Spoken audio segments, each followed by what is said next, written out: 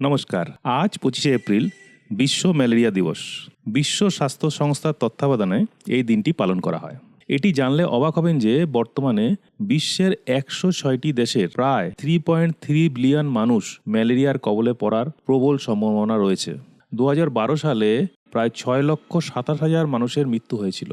Africa ছাড়া Latin America, মধ্যপ্রাচ্য, ইউরোপের কিছু অংশে ম্যালেরিয়ার প্রকোপ রয়েছে। তবে আসার কথা হলো সঠিক পদক্ষেপ নেওয়ার ফলে 2021 থেকে 2015 রেকর্ড অনুসারে বলা হচ্ছে যে আক্রান্তের সংখ্যাটা 21% এবং মৃত্যুর হারটা 29% নামানো গেছে।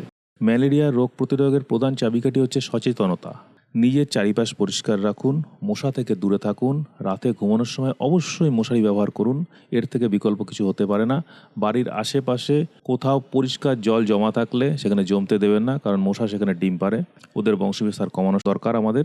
হঠাৎ কাঁপুনি দিয়ে জ্বর ওঠা, প্রচণ্ড মাথা ব্যথা, পেশিতে ব্যথা, বমি বমি ভাব, এগুলো দেখলে অবশ্যই চিকিৎসকের পরামর্শ নিন। নমস্কার।